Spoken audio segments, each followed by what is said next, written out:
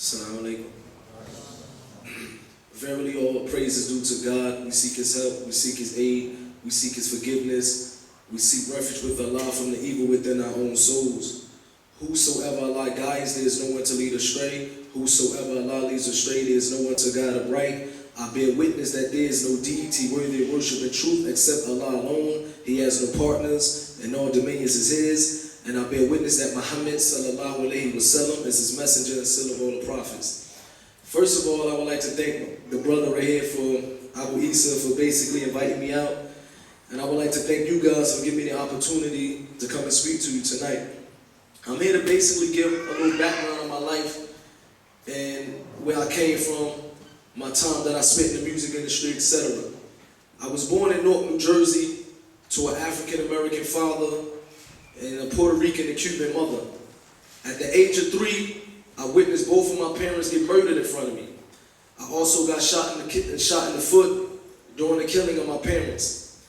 One of the guys who was involved with the murdering of my mother and father was very close to me and my family. You know, coming from the Western culture, you have godparents. One of the people that killed my mother and father was my so-called godfather. I had a 6-month-old brother in the house at the time, and I had a 4-year-old brother in the house at the time. So after the death of my parents, me and my brothers, we moved in the house with my grandparents on the other side of the neighborhood.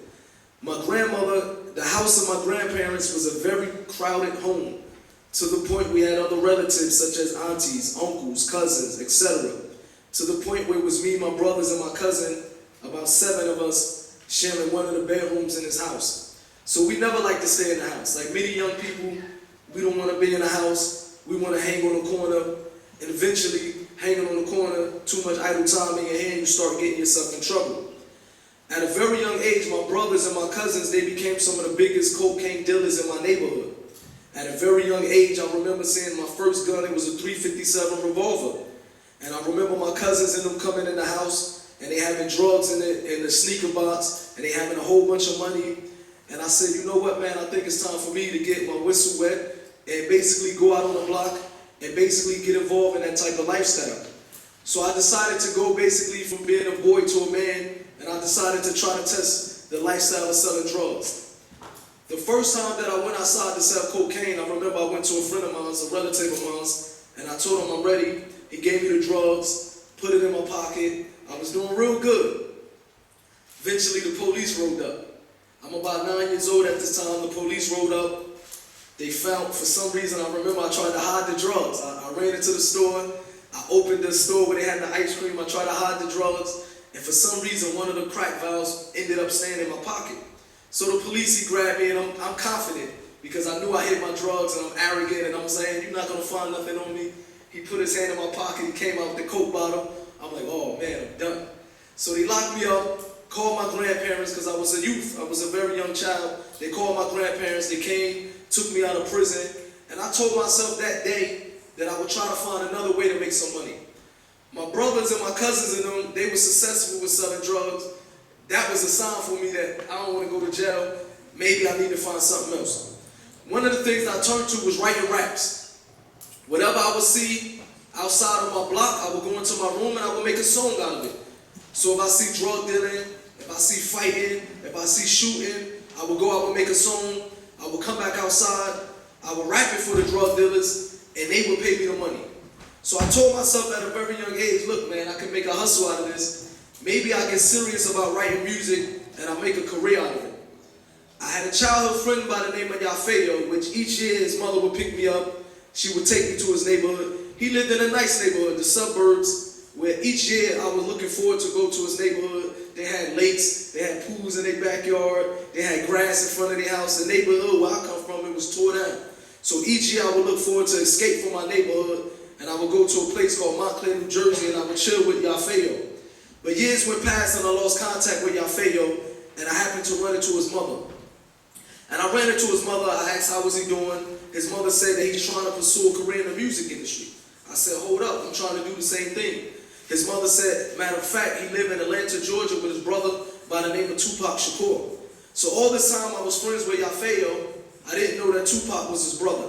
She said, in fact, Tupac and Yafeo, they on their way to New York City. They would be in Manhattan in a few weeks, months or whatever, I forgot the exact time. She said, why don't you go get up with him? Why don't you go hook up with him?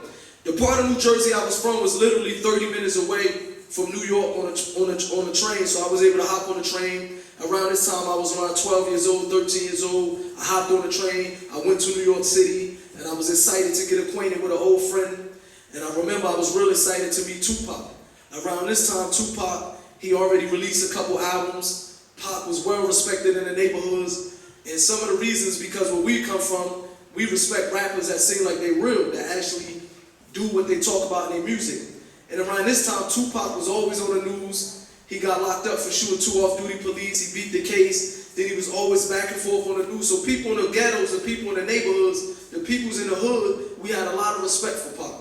So when he walked in the room, I was expecting him to be a loudmouth, to come in there all wild and crazy, party, drink, all types of stuff. But when Pac walked into the room, he was real quiet and he was humble.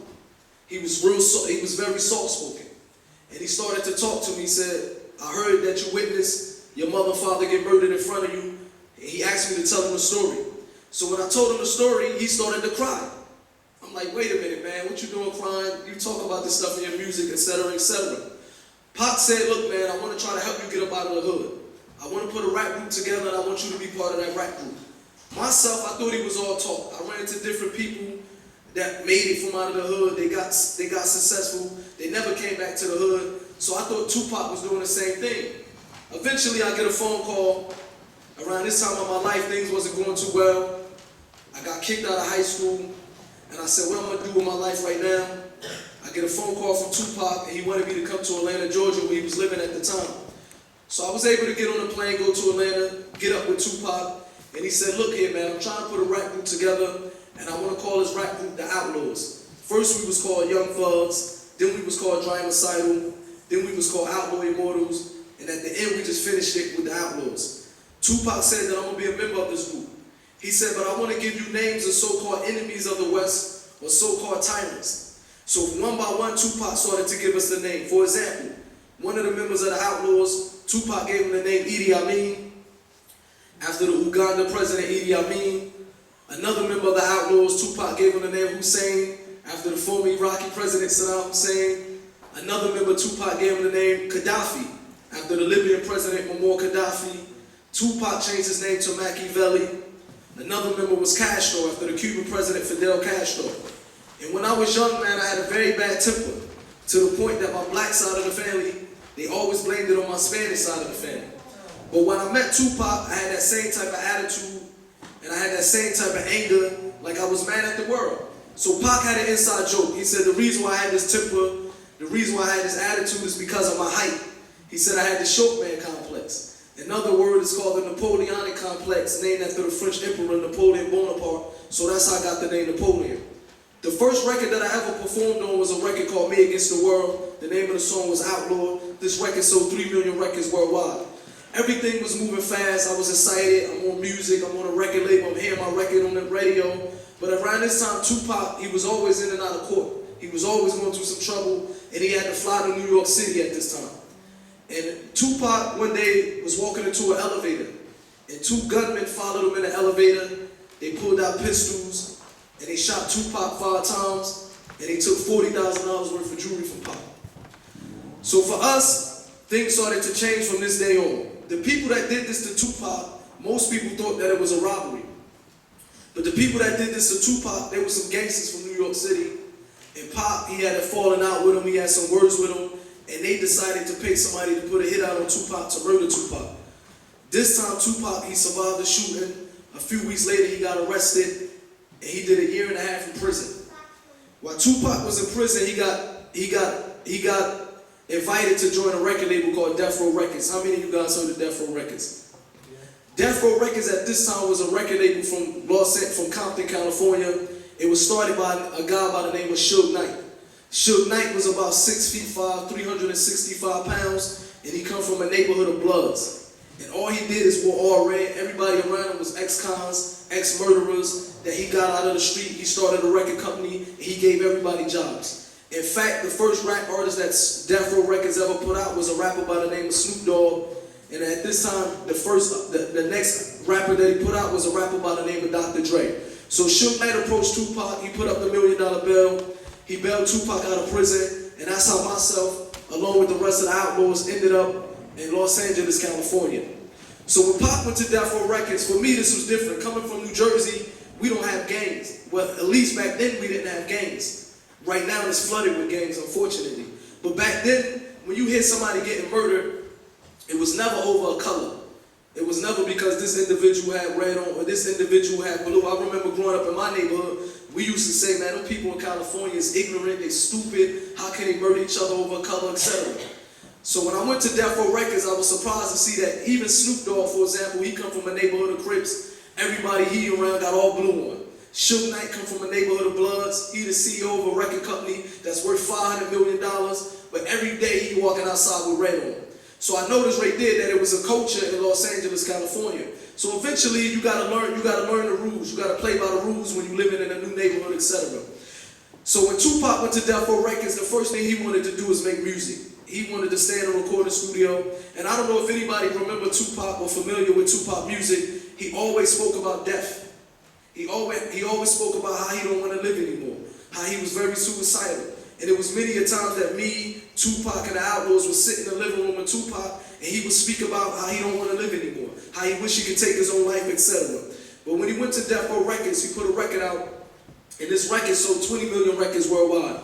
And Tupac was the #1 rap artist in the world at this time. Even to this day, he's the #1 rap artist in the Guinness Book of World Records. He sold the most record out of any other rap artist. At this time, Tupac broke Elvis Presley hits.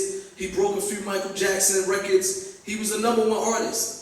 And I remember Tupac putting out this record, All Eyes on Me, sold 20 million records. He started to make a lot of money, a lot of faloops for the Arab brothers that know faloops up there. He started to make a lot of money. And I remember one day we were sitting in the living room with Tupac. And this conversation was one of the key points of making me as a youngster start to reflect about life. Because Pac, he was sitting with us and me and the rest of the Outlaws, and Tupac looked at us and he said, remember how I used to always speak about death? He said, remember how I used to always speak about how I don't want to live anymore? And Pac said, to be honest, it was a point in my life when I didn't want to live anymore. He said, but now that I got all this money, he just bought him a house on the beach, he just bought him a Rolls Royce. He said, for some reason, I don't want to die anymore. Unfortunately, a few months later, Tupac was in Las Vegas. He got into a fight with an individual that happened to be from a gang that used to be the enemies of the gang of Suge Knight before he got into the record company. Tupac got into a fight with this individual. Later on, he driving in a car with Suge Knight. A car pulled up on the side of Pac and Suge. They opened fire. They shot Tupac 13 times. He died 6 days later in the hospital. Some of the Outlaws was with Tupac, like Gaddafi, Idi Amin, Castro. Myself and Young Noble, we stayed in Los Angeles at the home of Tupac. When I got the phone call that Pac got shot, the first thing that came to my mind, Pac is a strong dude. He got shot 5 times before in New York. He's gonna come out, we're gonna make some records. We made a record called Hit 'Em Up before this and Our Enemies. We're gonna come out, we're gonna make some more records. We're gonna sell millions of records and we're gonna have a good time. When I got to Las Vegas, I don't know if anybody, and I hope that anybody in never had to experience this situation. When I got to Las Vegas, and I walked into the hospital room, and when I seen Tupac laying on the bed, his eyes were shut, he had all types of tubes down his throat. He was in a situation that I never ever seen him in a situation like that in my life. Tupac was known to always be a loudmouth dude, always happy, always moving. When I seen Pac humble in a position where he couldn't help himself, it was very shocking for me because at one point, coming where I'm from, I might have thought he was untouchable. Living with Pac, I thought that he was untouchable. And when I seen him in a position like that, I knew that it was serious. 6 days later, Tupac died in the hospital, and basically all hell broke out amongst me and the rest of the Outlaws. We was kids. At this time, I was 17 years old.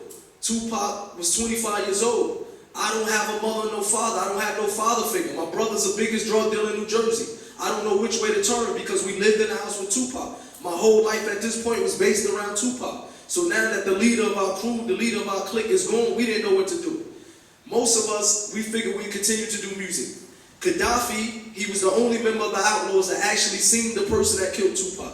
Gaddafi, he was a brother of Tupac, but they didn't have the same mother and father, but they grew up since they was babies together. So Gaddafi took it very hard.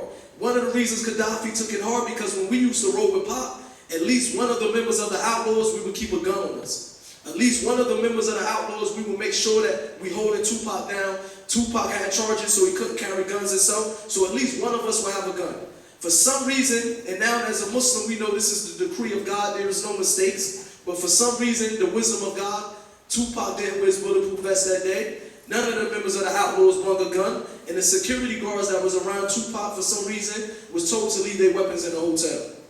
So when Tupac passed away, myself and Gaddafi, we went back to New Jersey. I got back into selling drugs like an idiot, and I got locked up. And when I was in the little cell, I told myself when I get released from jail, I said, this is the reason I left New Jersey, is to get away from this life. When I get out of here, I'm going to grab Gaddafi, I'm going to take him back to Atlanta, we're going to pursue our career in the music industry. So when I got out of the little cell, I went to Gaddafi and I said, look here, man, let's get away from New Jersey. Let's go back. Jersey's a wild place. Let's go back. Let's continue to do our music. Gaddafi said, I'm not ready to come. You go and I'll meet you.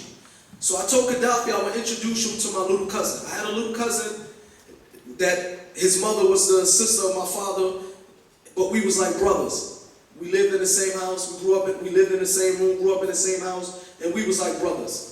And the reason why I introduced Gaddafi to my little cousin, because my little cousin was known to have a reputation in the neighborhood. He was known to be an individual that always carried a gun, and he was known to use his gun. So I figured if I introduced him to Gaddafi, Gaddafi was in good hands, and I bounced. I went to Atlanta. Tupac died in September. I get a phone call in November that Gaddafi just got shot. And when I asked the person who shot Gaddafi, it was a female friend of Gaddafi. She said, Napoleon, your little cousin shot Gaddafi. So for me, I said, she's a liar. There is no way my little cousin will pull a gun out and shoot Gaddafi. I just introduced them to each other a couple months ago. She's crazy, this and this and that. If anything, my cousin will be the one protecting Gaddafi. So I called my little cousin up and I asked him, I said, look, man, I just spoke to this girl, such and such. And you know what she said, man? You shot Gaddafi. My little cousin laughed it off, said, yeah, she's crazy, she's out of her mind, whatever. Why would I shoot Gaddafi, this and this? I hung up the phone. I get a phone call a few hours later that Gaddafi died, and it was witnesses that my cousin shot Gaddafi. When I called my little cousin back, I said, man, something ain't adding up. My cousin happened to be he happened to go to my aunt's house that wasn't too far away from where Gaddafi got shot, the projects. Eventually, my cousin, he said, to be honest with you, I did shoot Gaddafi. He said, but to be honest with you, I was only playing with the gun. My little cousin was high on drugs at this time. He went to Gaddafi, him and another friend of mine named Kaz. Kaz put Gaddafi in a headlock. My little cousin pointed the gun at his face playing while my little cousin was high on drugs. And the gun accidentally went off, shot Gaddafi in the face, and took the life of an individual that was only 17 years old. My little cousin was only 15 years old.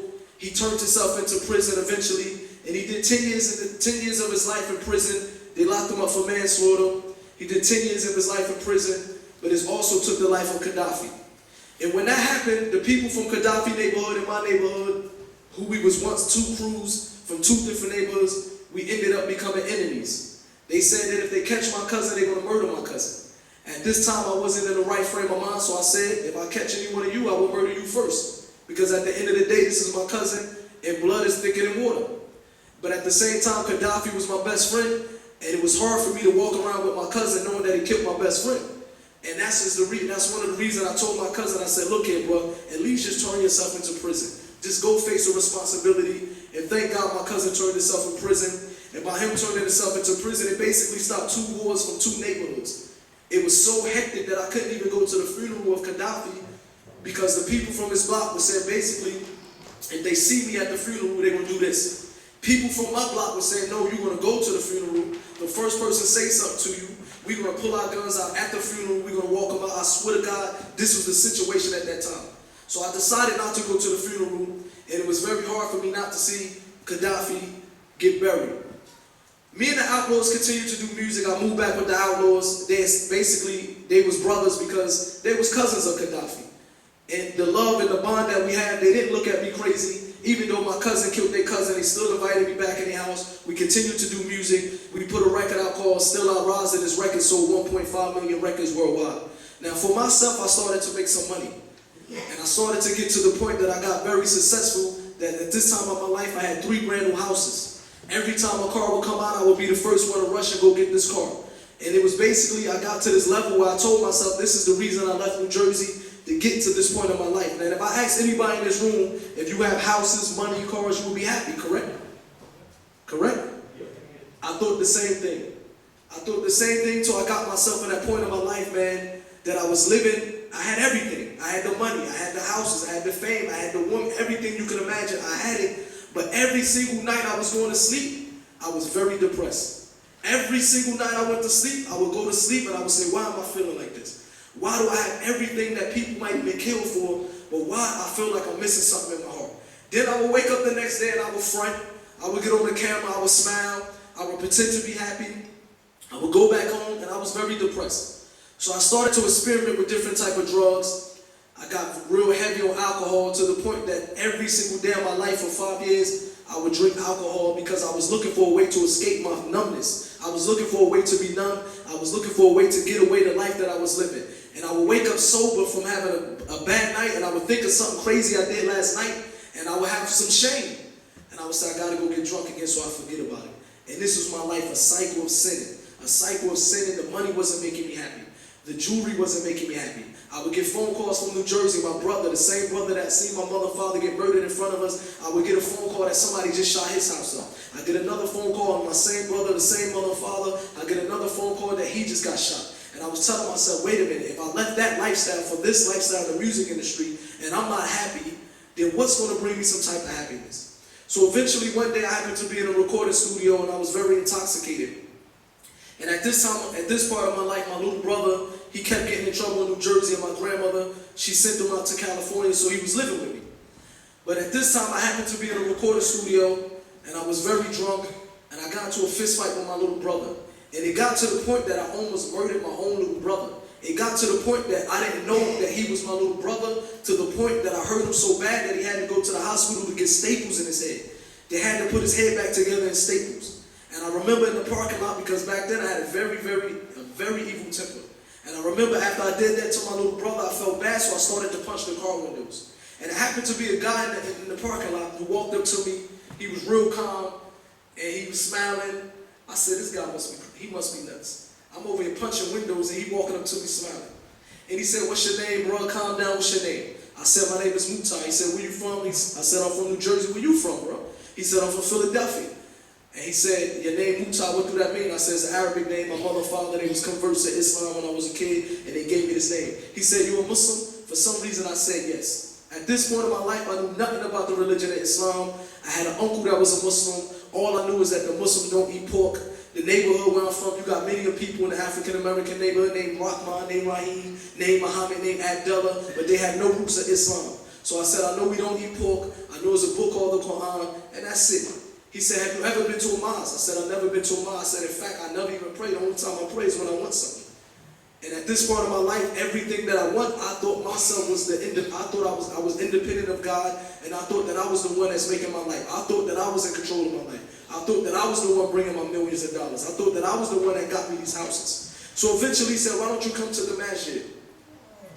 And when I went to the masjid, you know what I mean, I seen a sense of brotherhood that I didn't see on the streets, or that I didn't see in the music industry, in the industry. And eventually I accepted the religion of Islam. And one of the reasons I accepted the religion of Islam, because it was the first time in my life that I ever felt like somebody was teaching me some discipline. It was the first time in my life that I ever felt clear how to worship God, how to worship my Creator.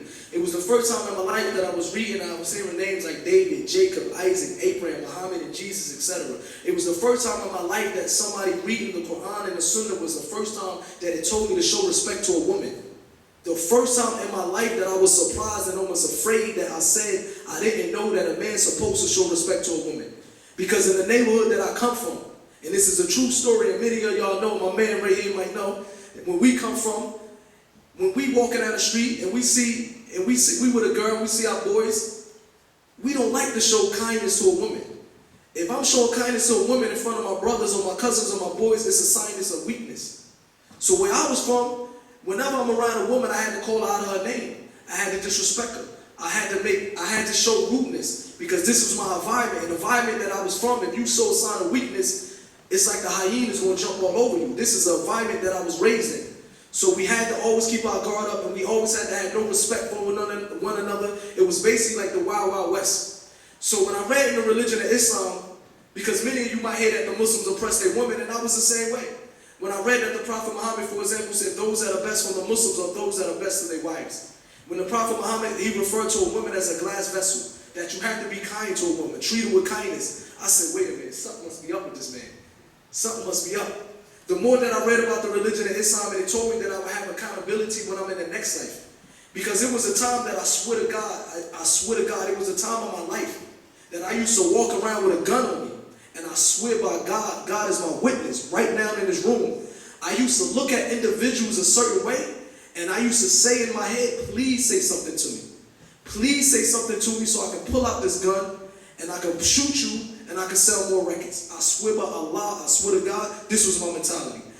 The night that my grandmother died, I remember walking to a liquor store, and there was some Hispanic gang members there. And I remember I had the most evil look on my face. And I remember I would not stop looking at him. In the back of my head, I kept saying, please give me a reason to put a bullet in you. This was my mentality. This was my mentality.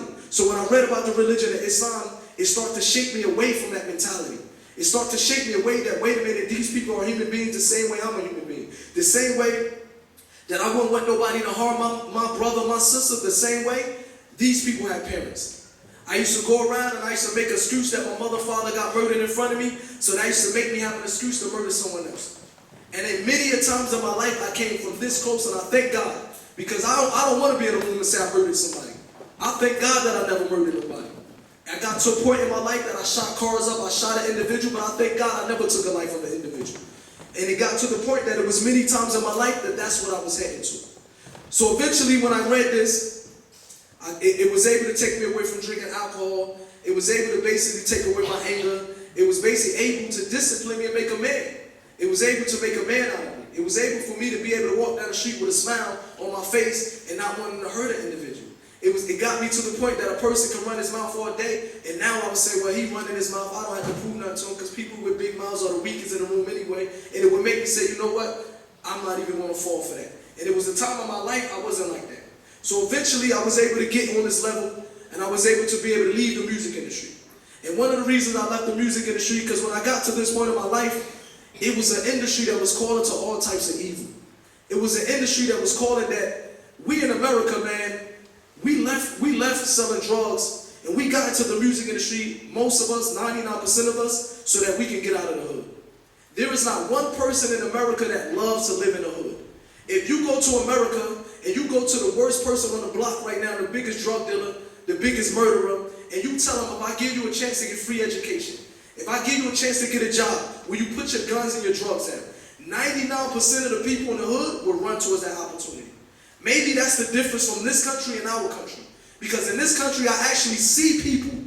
This is a country that gives you free education, pay for your housing, but the people still want to run towards the street, still want to go towards that life. Man, you go to America, the people know how you guys got it good out here, they will be rushing to live in a country like that, because everybody want to make it better for their lives. So when most of us got from the ghettos, left the hoods, and got into the music industry, we didn't know that that same type of lifestyle was waiting for us in the music industry.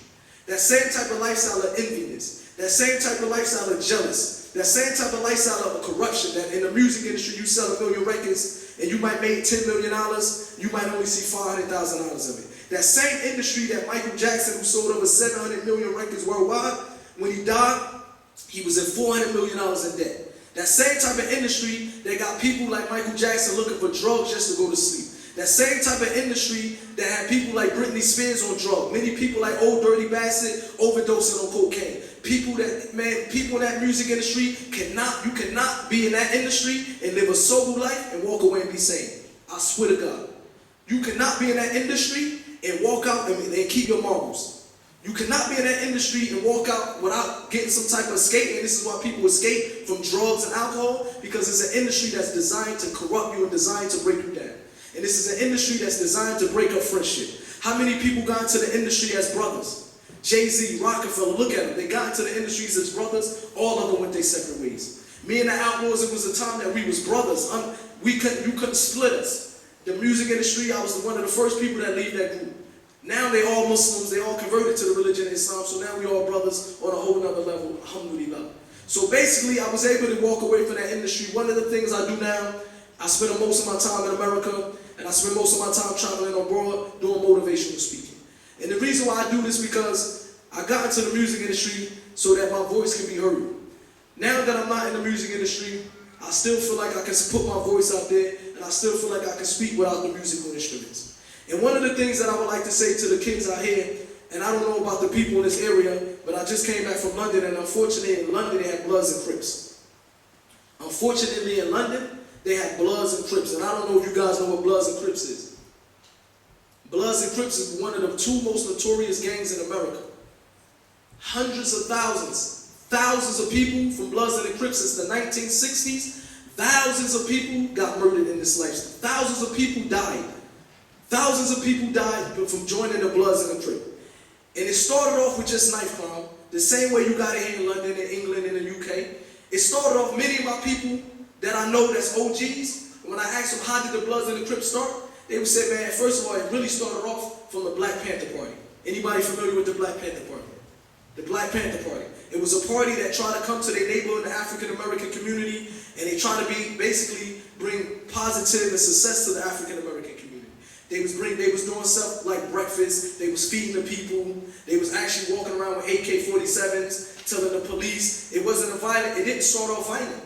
Tupac's mother was one of the main members of the Black Panther Party, to the point when she was pregnant with Tupac, the FBI put a shotgun to her stomach and locked her up, gave her 75 years in prison. She couldn't afford a lawyer, she represented herself, and she beat the case. But the Black Panther Party started off trying to bring positivity to the African American community.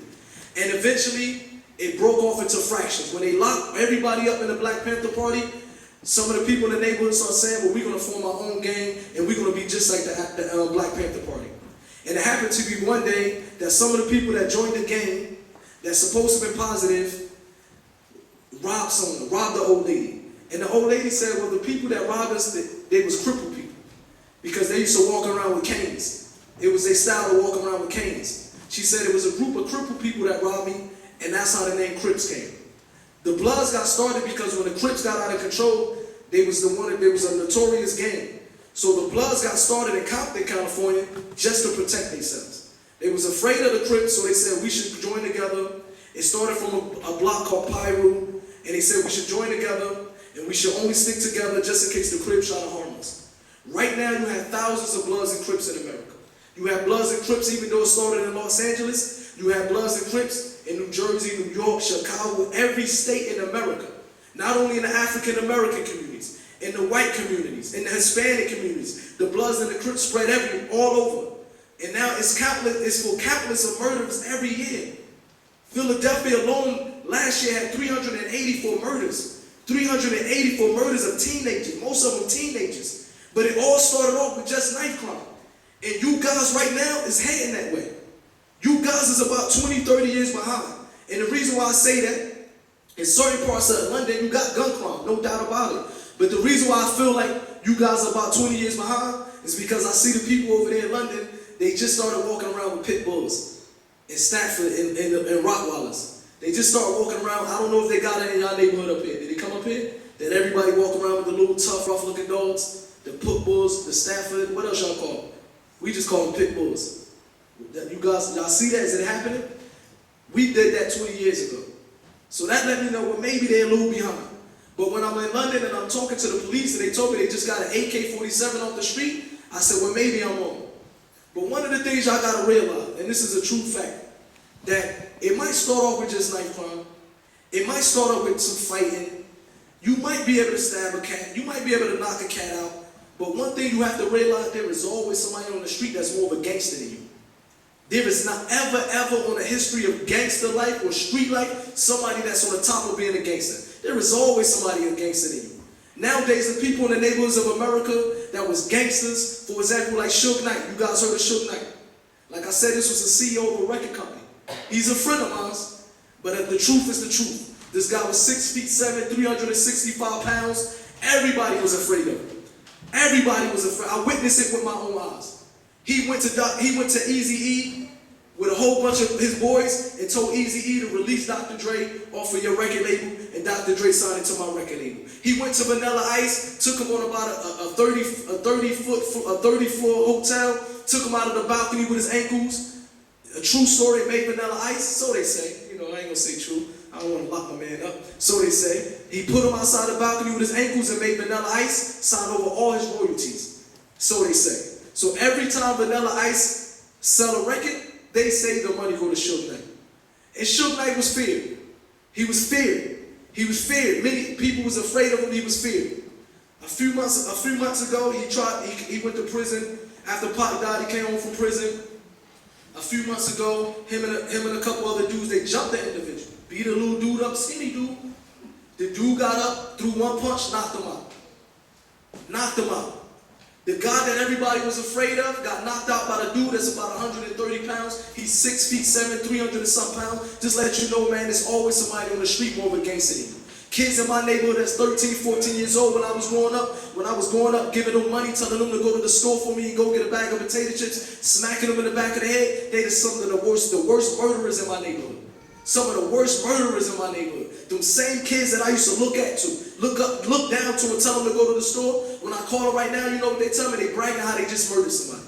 They bragging on Napoleon, I just did this. I just did that. I just joined the blood. I just did this drive-by shooting. These are the mouths of the people that start in America, but it started off with knife crime. It started off the way it's happening in this country. So it's very important, man, that you people, the people that's from this country, because now in America, the same people that was the so-called gangsters, they regret letting it get out of control. They regret letting it get out of control. You know why? Because it came back and it landed on their footsteps. It came back and landed on their footsteps. I have a friend of mine named Mike who used to be a crip when he was a kid. He grew up, got past, left the street life, and he raised his son. He had a little son, little Mike, 18 years old. Never gang banged in his life. Never was a gang member in his life. He made sure that he didn't raise his son the way he was raised. His son was standing on the corner across the street with headphones on. A guy put out a shotgun out of the window, shot him in the face, and took his life just because he had a wrong color on. Never was a gang member. Never was a gang member. When I spoke to the dude, Mike, he said, you don't understand, I'm struggling from picking up guns, going to murder these kids that murdered my son. Because they was kids that murdered his son. So nowadays, the gangsters that started that lifestyle, it came back to haunt them. The same people that started that lifestyle, it fell back on their front porch. And the same thing's gonna happen out here. If the people don't want that stuff to get out of control in their neighborhood, you don't want your mother afraid to go to sleep at night, she gotta sleep in the bathtub. You want your grandmother sleeping in the bathtub because they got so many drive-by shooting in your neighborhood? Do you want your neighborhoods to get like this? Because anybody in their right mind don't want their neighborhoods to get like that. Anybody they say yes, either he has a mental issue or he's a wannabe gangster. Anybody that say yes, either he has a mental issue, and if he have a mental issue, he needs to get some help, or he's afraid and he pretending he's a gangster. Because nobody want to live in a neighborhood where your grandmother and your mother got to sleep in the bathtub. This happened in America every single day. 90-year-old woman said, I'm sleeping in the bathtub because bullets keep going through my house. 90-year-old woman sleeping in the bathtub because bullets keep going through the house. Little boys recently in Los Angeles, a little Hispanic boy playing outside, a drive-by shooting, shot in the head, he died. The other day, an old lady was driving on the freeway in Los Angeles, California. Somebody rolled up in the car, shot her, and she died. This is what's happening every single day. So it's up to us to protect our neighborhood. It's up to you to protect your neighborhood. Because if it get out of control, believe it or not, it's going to come back to bite you one way or another. One way or another. That lifestyle, man, going to either get you murdered or going to put you in prison. Just ask yourself, what do you want to do with your life? What do you want to do with your life? Do you want to be murdered? Do you want to murder somebody and go to prison for the rest of your life? When you're going to regret when you're 40 or you're 50 years old? My little cousin, the same one that murdered Gaddafi, the same one that accidentally killed Gaddafi, he's right back in prison. Right back in prison. Right back, come out of prison, stay 3 years out of prison for manslaughter. He was only on the street for 3 years. Right back in prison. Just gave him another 10 years of his life. 10 years of his life. When he went and got sentenced, this is my cousin. This is my cousin who's known in Jersey to, if you do something to you, it's a chance he's going to shoot you. This is my cousin who's known to have a reputation. But when he went to get sentenced, and he just had a baby, when his baby started crying, when his baby started saying, Dad, Dad, the first words his baby said is, Dad, Dad, my little cousin started crying in the courthouse. Because that lifestyle, man, that lifestyle is not a game. It's not a joke. It might start off fun, You might have a little bit of fun. You might get away from the police a few times, but eventually it's gonna come back to haunt you. So I would advise everybody to think about what they're gonna do in their life. Think about what they're gonna do in their life, man, because hanging on that lifestyle, come on, man, either you're gonna get murdered, either you're gonna go to jail, either you're gonna be 40, 50 years old on the same block selling drugs. This is what you want for your life? This is what we want for your life? Nobody want that for their life. And I want to just tell you a story how education is very important, and maybe I'm running out of my time. I want to tell you how education is very important because I don't know, I'm going to just tell you about two stories. I don't know if you guys ever heard of American Gangsta movie. It was a true movie about the biggest drug dealer in the history of America from North New Jersey, from my neighborhood. This dude was the biggest drug dealer in the history of America, making a few, $3 or $4 or $5 million a day. He even said out of his own mouth, he had an enterprise. And he got caught and they locked him up. He said out of his own mouth, if it was anybody that I thought would never ever get caught by the police, I thought that it would have been me. He said, man, there is no way that you will forever, ever beat these streets. He had to get out of prison, get educated, or whatever. He's a motivational speaker. He go around and tell his life. He had a movie called American Gangster with Denzel Washington played his part. Another story about a guy named Jay-Z. How many of you guys heard of Jay-Z? Jay-Z, because to me, these are real gangsters. Because Jay-Z, for example, he might not be a gangster, but he's a smart man. He was a guy that was once a drug dealer. Jay-Z to the point, man, he even pulled a gun out and shot his older brother. Jay-Z shot his older brother at one point in his life because his older brother stole his drugs. Then Jay-Z started to notice everybody around him that was in that drug lifestyle, they started getting murdered. They started getting peeled off. They started to go to prison. And he was smart enough to say, you know what? I don't want to end up like these people. This is a guy who grew up where he turned and started using his own drug. Look what he did to his life. This is another friend of mine, he got murdered. Another friend of mine is in prison. Everybody in my crew is either dead or in prison. I know that I'm next. What I'm going to do with my life? Jay-Z went and got educated. He went back to college, went and got a degree, got into the music industry. He got one of the biggest record labels in the music industry right now. To the point Jay-Z is about 35, 36 years old. He just went to New Jersey, which I'm upset for, and he bought the New Jersey Nets, a basketball team, NBA basketball team. 36, 35-year-old African-American from America who was living in the projects in Brooklyn, who started off as a drug dealer, who went and got educated, just bought the New Jersey Nets. And not only did he finish with that, even though I'm mad, this is the point that I'm mad at. Because now he took the New Jersey Nets from New Jersey, from out of my hood, and he took them to his hood, Brooklyn, and now they call it the Brooklyn Nets. He took them in the same neighborhood he used to sell drugs in. The same neighborhood he sold drugs, he said, I will be able to give people jobs. I will be able to now to let an individual put his drugs down if he want to work, now he got a job. This is a real gangster, man. This is a person that's building up his community. This is a person that's not tearing down his community. And this is very important for the youngsters, man, to know that you can do better than this. It's very important that the youngsters, man, you might come from a neighborhood of poverty, and you might feel like that this is all you see around you, everybody's failure, man. Get education is very important. Myself, unfortunately, I got kicked out of high school when I was 10 years in the 10th grade. But you guys still have a chance. I still have a chance, so I ain't gonna make no excuses, you got the internet now. But you guys, you still have a chance. Because education is very important. Because eventually you're gonna be 30, 40, 50 years old, and you're gonna look back at your life and you're gonna say, man, all I did is hang on the corner. I'm 40, 50 years old, I can't even count to 10. I'm 40, 50 years old, no girls will even want me. Matter of fact, I might as well hit the bottle. I might as well just get drunk for the rest of my life. It's over. This will happen every single day. Because when we kids, we don't believe that our time will go away. When we kids, we think that we're gonna have fun forever. But it gets real out here, man. So basically, it's just a reminder. I don't want to talk too long and bore the people. In 5 minutes, maybe we can relax for 5 minutes and then go to questions and answers. That's cool? All right, thanks a lot for your time. Thank you. The first question is, what would you say to someone trying to make it as a rapper on the cusp of being signed? That's an English slang word. And what would you do? And now if you can go back in time with the benefit of hindsight. Basically, what I would do if I advise anybody that's trying to get in the music industry, one, I wouldn't advise you to get into the music industry. But of course, it's your own decision. I can't tell you what to do. I would basically say that if this is something you want to do, I would tell you that you should have a backup plan. Because most people they just look at the music industry and you see these individuals on the television with their bling bling and their cars and their houses. 80% of them don't even own none of this stuff. Most of the people, you only see that sign that is only for 3 minutes. But you don't see when the camera say cut and these people go back home.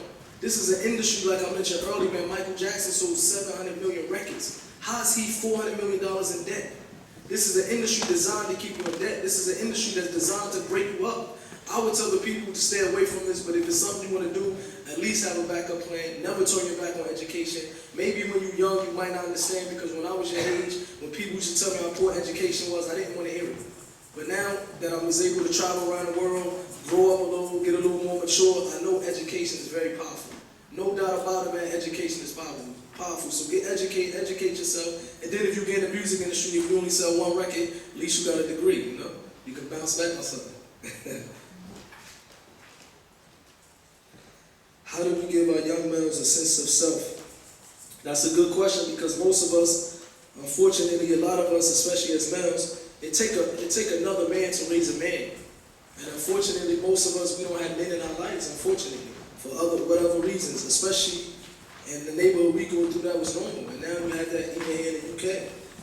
I would just say, man, just basically, the question is, I can't answer that question, to be honest with you. I really can't answer it, you know. But I would just say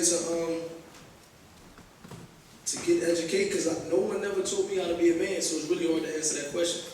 You know, I have kids myself, and I'm struggling to basically try to give them the life that I didn't have, but basically just try to be disciplined, try to be mature, try to have some responsibilities, try to live up to it, and things like that.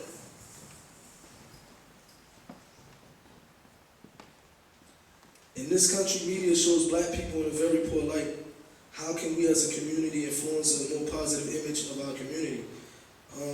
That's a good question, man. I think one of the things that will help, I think, especially the black community, in any community, man, is basically, like I mentioned earlier, your community is your community.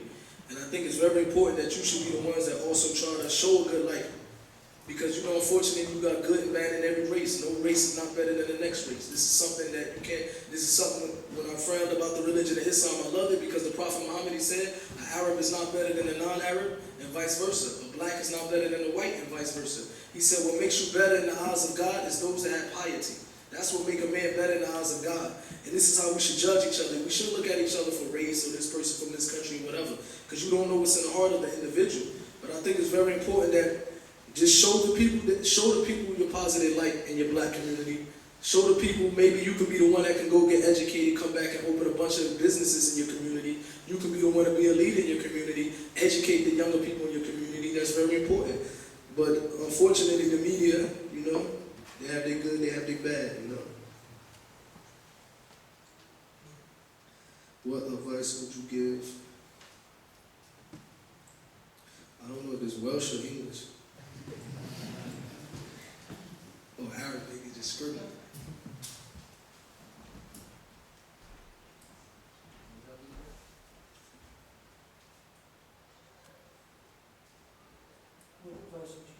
What advice would you give to someone who says we can do it as they did, assume to the other rappers, and later change ourselves? Basically, I ain't mean to dish you, whoever that was. Basically, you gambling with your life. I would say, for example, I hear that a lot. Most of the people, they come up to me and say, well, look, you had a fun life. Now you're telling me to stay away from that life. Let me go have my fun. How do you know that you will even make it back out of that lifestyle? Many of the people, for example, like Tupac, he was 25 years old. He didn't get a chance to make it at that lifestyle. Look at Gaddafi, the other member of the Outlaws. He was 17 years old when he got killed. Many of the people, I had a brother, my oldest brother, from the same father, he committed suicide. I had many of the people that did that lifestyle that broke them and they never made it out of it. I would tell you to stay away from it to the best of your ability. And one of the things that people have to realize about these rappers, man, 99% of these rappers are fake. 99% of these rappers, they no longer go back to their communities. 99% of them, they might do this and they might do that on a video, but 90% of them never even lived that life. None of them probably even had that life. These are entertainers. Just like you watch a movie and you look at Arnold Schwarzenegger blow something up, he's not in Sacramento, California blowing up the house, he's the governor now. This is entertainment. These rappers, man, is fake. These rappers are fake. So you gotta understand that that lifestyle that you're watching on TV, 99% of it is a gimmick. So it's very important that you recognize what's entertainment and what's the truth. Nobody can walk around with guns all day just to say, if it was up to the rappers, there would be no human being on life because they killed them all in their music. So you gotta understand, man, that this type of lifestyle, this is entertainment. Don't let entertainment make you get off the wrong track. Because you got individuals that listen to a rapper and might want to do something crazy. Just know that that stuff is entertainment, man. You guys ever heard of wrestling, WWF? You saw that? They be real big, muscles, grease on their arms, and they be fake hitting each other. That's the rap industry. Is there a presence of Islam in the gangster affected areas in America? Does your work have visible effects when you speak to the worst audiences? I answer the second question is, I really don't know. I'm just here to speak to the people and remind the people of the lifestyle that I went through. I don't know what they feel in their heart about it. And at least in America, you know, where I'm coming from, the people that's on the street, they respect a person when he changes life. You know, even the worst gangster, the worst criminal, when they see you change your life, they be your number one supporters, believe it or not. And in America, of course, in the African American and Hispanic community, Islam is flourishing, of course. This is the thing that really cleaned up the neighborhoods, and this is really what helped our peoples, you know?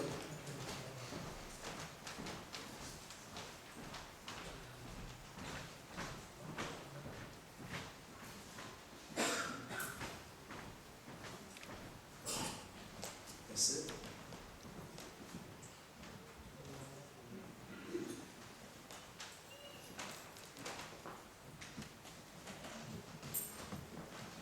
What can the police do to stop the gang culture growing in this country? I really can't answer that question, and because I really don't know. You know what I mean? I really don't know how they police out here. And if I was the head of the police, I'd tell them to get some guns. But they don't do that, so I really don't know. But I think, for example, as human beings, man, we people that love, people gonna be in a gang regardless. That's just part of the nature of a man. Either the gang gonna be a corrupt gang or it's gonna be a good gang. That's just part of nature. No, we social people. Nobody wanna hang out and just hang by themselves. So, but I think if you wanna try to be in a game, make it a fun game. Make it a soccer, football game, or make it a hockey game or something like that, and play against each other. Or boxing game. We ran into an individual. He said he had a boxing gym over there. That when the people would get aggressive and they wanna release some of their anger against each other, he invite them in the gym. You know what I mean? So I think that, the police, hopefully, everywhere get it together. Inshallah, God will. It's funny because I had the police from Newham and London. They have a real bad problem with the Bloods and Crips, so they called me up and they said, can we come to Los Angeles and can you take us to some of the neighborhoods where the gangs and Crips are? I said, no problem. They came and they were surprised to see what they saw. They were surprised, man. I took them to some neighborhoods where you gotta understand, they respect, when they left, they had a whole other respect for the people in America. One, because even though the gangs knew that they was police, and we took them to some projects where police literally themselves don't go in. But being that they came with myself and another individual named Akil, that the people from the streets respect, they respected the police to walk in the middle of the projects. People was coming up to them, hugging them. They were saying in London, man, the so-called gangsters, they would never shake our hand. These was murderers with guns on them in front of the police and showing them some respect. And one of the things he noticed, he said, the difference that from you guys I hear from in London, they have no respect for elders. They have no respect for people. At least the people in America, he can be the worst criminal, but he have a respect for another person. So we took him to some individual, they had some screw faces that the police was a little nervous a few times, but they was surprised at another thing that you might think it's funny now, but if it keeps going on, it's going to happen out here. They were surprised that in America, we was introducing to people who was 40, 50 years old. And they was wearing all red. And they was introduced and saying, this is my son. He's little such and such. We from the same gang. They were surprised that they was introduced into, for example, they met a Hispanic Mexican guy, tattoos on his face. And the police from Newham, the police department in London, they asked him, how did you join the gang? He said, my father introduced me to the gang. And my father's father introduced him to the gang. They were surprised to see that you got grandfathers, fathers, and sons in the same gangs. You guys don't want that out here, right? You don't want to go say, Grandpa, pass me the Glock. You don't want to get that level, man. So please take care of your neighborhood. Any questions from the floor about based on the topic? Yes? What do you say to that man in and out of prison for living that fight? They listen to rock music, gangsta music, and they believe that they can be part of the pack, part of the gangs, and get themselves. What sort of future they think they have? I think basically going in and out of prison, it's going to get corny. It's going to get old at one point. It's going to get, I don't know the laws out here, so I don't know how it works. I don't know that if it's going to stick on them later, they're going to end up getting, because in America, you got 3 strikes in certain places, that if you get 3 strikes, you go to jail for life. You know what I mean? I don't know the rules. I'm not saying that I agree with that. I think that's wrong. But I think that the people out here, they have to understand, if it's a slap on the wrist, then they're not going to be afraid to keep doing it. Because I went to a prison out here, and they had PlayStations in it. I went to one youth center, and I was surprised that in jail, they was living better than some of the worst people. They was living better than half of America. Literally, I almost wanted to spend a night, because they had nice beds and PlayStations. So I think that the person that's going in and out of jail eventually is you have to grow up. You know what I mean? You have to grow up and lead that life eventually. Because petty crime leads to greater crime. You know what I mean? It might start off petty, and then eventually it's going to lead to something else, and then something else, and you might be in a jail for the rest of your life. You know what I mean? So I think that they should think about that.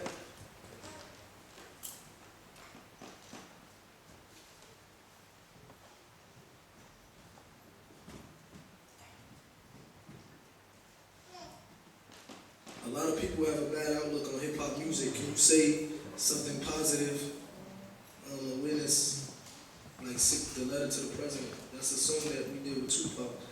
I'm sure it might be some positive in the music industry, like making good money and stuff like that, but I would say that the evil outweighed the harm. Like Allah says in the Quran about alcohol. When he told the people to stay away from alcohol, he said there's some benefits in drinking alcohol, but the greater evil, the greater harm, it outweighs the good. So the same with the music industry. You might have some good in it, but I feel like the greater evil of it outweighs the good. So I think it's very important that, you just gotta look for the good. Honestly, I wouldn't advise a person to go into that industry, because I seen what they did to myself, I seen what they did to my friends. I would tell you, if you truly want to do that, if that's what's gonna help you stay away from crime, that's gonna help you stay away from selling drugs and stuff like that, I would say at least have a backup plan. At least still, at the same time, go get educated, go get a degree, go to college, go to the university. At least you have a backup plan.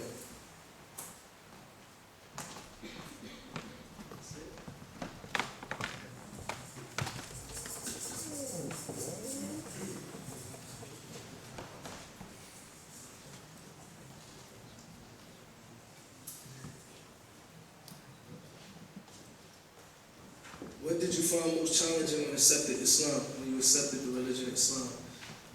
One of the things,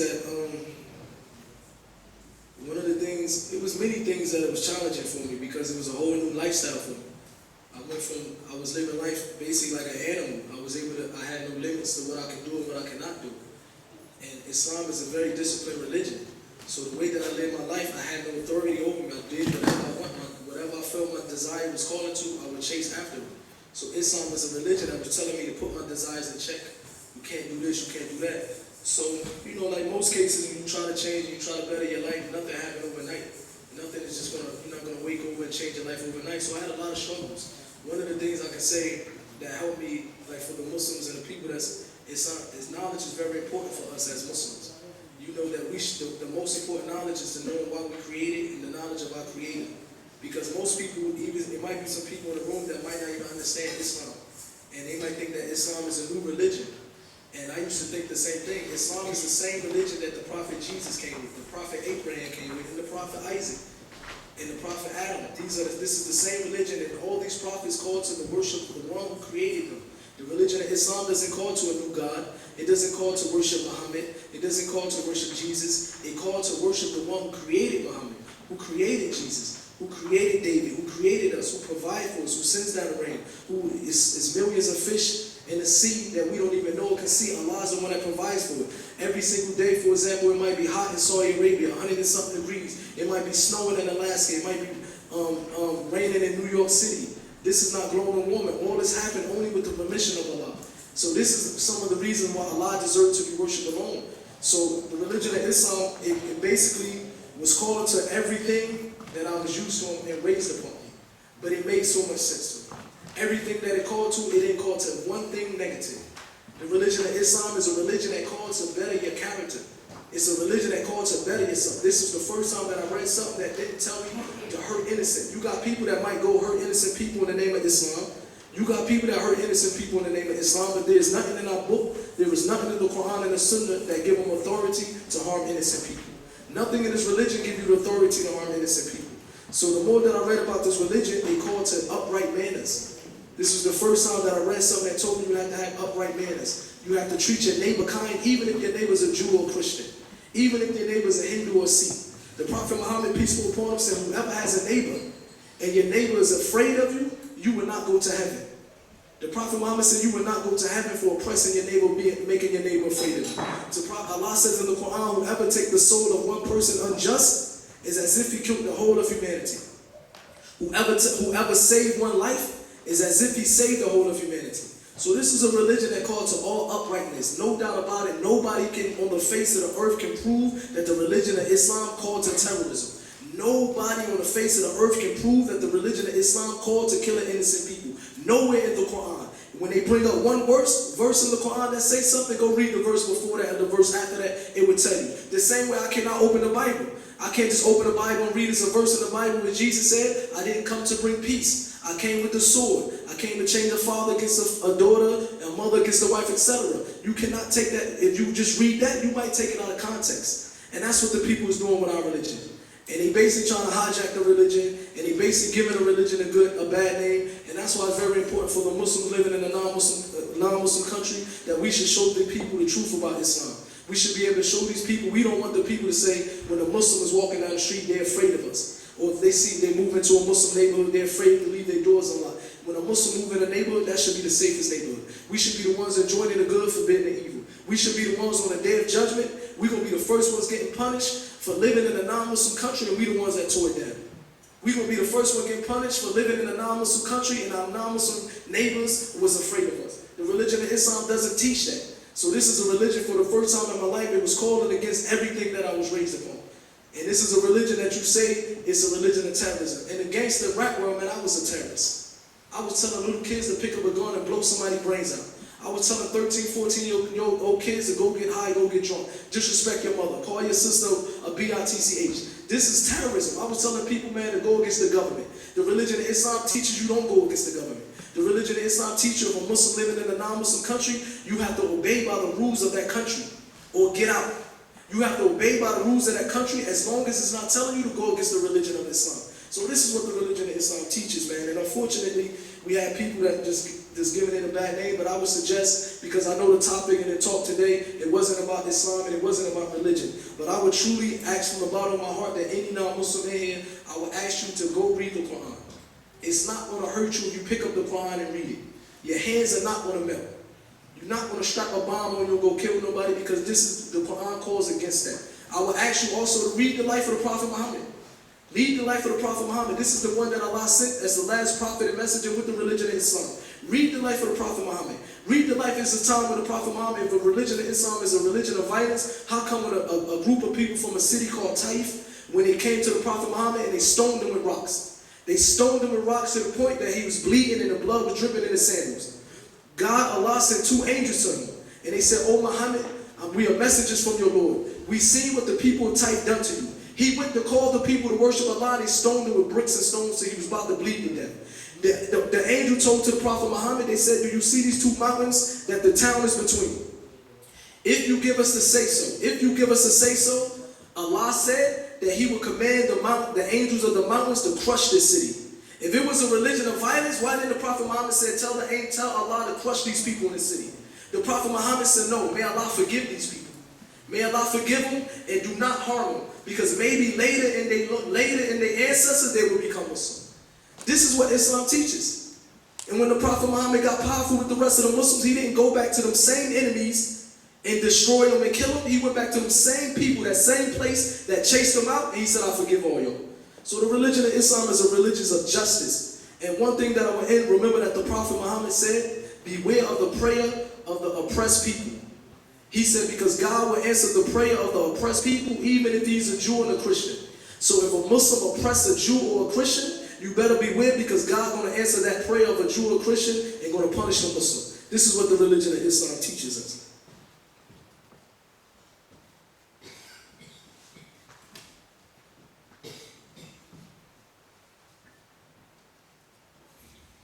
How did you resist the influence of others when you were changing your ways into a more Islamic lifestyle? Basically, I was the one in the group that was calling the people to do a lot of the evil. I was the one in my group that was calling my group to do this and to do that. So it's even like your soul, you get tired of that type of lifestyle. You start searching for something. How much more alcohol can you drink? How much more weed can you smoke? How many more parties can you go to before that stuff gets boring?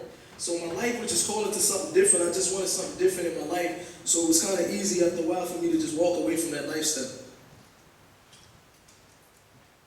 Can you say something about your present life? Basically, in my present life, as I mentioned earlier, I just do motivational speaking. I try to do a lot of work with the youth. I travel to different countries, the Middle East, Saudi Arabia, United Arab Emirates, America, Canada, and I come to the UK often. And we try to do a lot of stuff with the youth, even in America. Sometimes they will invite me to do a talk. Sometimes they will invite me to do a camp. I also have a group of people in America, other celebrities and artists such as the Outlaws. They ready to come spend some time with the kids. I have people like Freeway, he's a rapper from Jay-Z. He's ready to come out. Because I'm trying to go after these people and I'm trying to tell them to get something back. I got a rapper named Loon. He used to be in a group called Bad Boy Records. He was with Puff Daddy. And it was a time that we was enemies, and now we brothers and we doing the same thing, going around trying to speak to the kids. So we just trying to get back to the kids, at least from my heart, tell the kids the truth about that lifestyle, you know? So that's what I'm doing now. This question here we overlooked. It says, what would you do now if you could turn back time with the benefit of hindsight? I've lived a life of dealing heroin, crack, etc., ended up in jail. I gave it up when I got busted. Why shouldn't I tell people in rapping about the reality of the crap my life was? Basically, I think that whoever wrote that, man, a lot of respect out to you for basically giving that lifestyle up, because it's not easy. And it only take a man to be able to walk away from that lifestyle. It only take a man to be able to get up and say, I'm through with this, because many people not men nowadays. So whoever did, or if it's a female, I respect you for that. And I think I won't tell you, like I mentioned earlier, I won't sit here and tell you, if this is what you're going to do, go do your rap. I'm not going to say and tell you not to do that. If the other option is to sell drugs, I'm not going to be the one that say, go back and sell heroin or go back and sell coke. My only thing is that I'm saying to you is that you should have a backup plan. You should have a backup plan, because I know the music industry. I was on records that sold over 40 million records worldwide. I know that business. I was in it since the time I was 13 years old, so I know the ins and outs of that record label. I had my own record label at one point in my life. I know that it's a very corrupt, secretive business. It's a handful of people that run that business and they want it their way. And maybe right now it's not changing, you never know in the future, but I would just tell you, do what you gotta do to stay away from that trouble. Do whatever you gotta do to not go back to selling drugs. Do whatever you gotta do to not go back to doing heroin. Just do what you gotta do, you know? Is there any questions from the floor? What does Islam say about the last sins when you rebirth? And that was another thing that made me love the religion of Islam. The question was, what do the religion of Islam say about your past sins? But the Prophet Muhammad, peace be upon him, he said, whoever declares that there is no God worthy of worship except God alone, that there is no deity worthy of worship except Allah alone. He has no partners. He had no sons. He's the creator of the heavens and the earth. If we worship him alone and accept his prophets and his messengers, he said we will automatically get Jannah, paradise. And he said whatever evil you done before you accepted Islam, Allah will turn it to good deeds. Allah will forgive you, and he will turn your evil into good deeds. So in the day of judgment, we might not see our good and bad deeds in this life, but it's going to be a day we're going to get raised in front of our Lord, and everything we've done is going to be in front of us. So the religion of Islam, it basically let me know that I have a clean slate that made me feel good, you know? Because I was worried about how I'm going to clean that slate, man. So, alhamdulillah. May Allah forgive us. May Allah accept it. Any other questions from the floor? Right now, I have nothing to do with music. You know, I still keep in touch with some of the people in the music industry, the Outlaws. I keep in touch with them, Freeway. So I still got friends in the music industry that every once in a while I call up. But as myself, I'm not involved in the music industry anymore. I don't even listen to music anymore.